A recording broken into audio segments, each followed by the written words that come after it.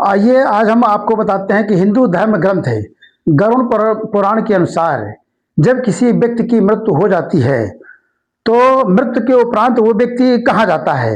ये आइए हम बताते हैं गरुड़ पुराण के अनुसार। हिंदू धर्म का एक ग्रंथ है गरुड़ पुराण, उसके अनुसार गरुड़ पुराण के अनुसार मृत्यु के बाद 3 अवस्थाओं में व्यक्ति किया गया है कि यानी किसी भी व्यक्ति की अगर मृत्यु हो जाती है तो 3 अवस्थाएं उसकी हो सकती हैं। पहली अवस्था क्या है? पहली अवस्था के अनुसार समस्त अच्छे और बुरे कर्म का फल यही मिलता है। अगर कोई भी व्यक्ति जैसे कर्म करता है, अच्छे कर्म करेगा उसका फल यही मिल जाता है, बुरे कर्म करेगा उसका फल यही मिलता है। पहली अवस्था।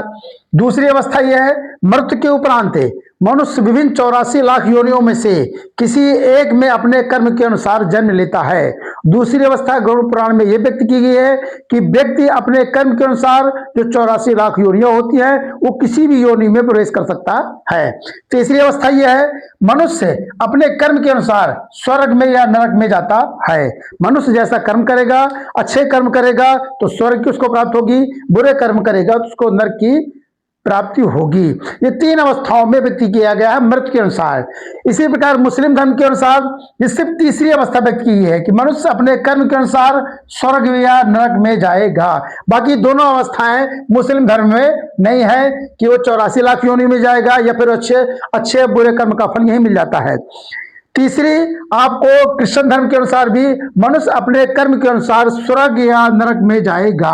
ये कृष्ण धर्म की भी ऐसी मानता है और कृष्ण धर्म के धर्म ग्रंथों के अनुसार सिर्फ इसी अवस्था को व्यक्त किया गया है कि मरने के उपरांत व्यक्ति को स्वर्ग मिलेगा या फिर नरक मिलेगा। इसी प्रकार यहूदी धर्म के अनुसार भी व्यक्ति की सिर्फ तीसरी अवस्था में व्यक्त किया गया है कि मनुष्य अपने कर्म के अनुसार स्वर्ग या नरक में जाता है और बाकी इन दोनों अवस्थाओं को व्यक्त नहीं किया गया है।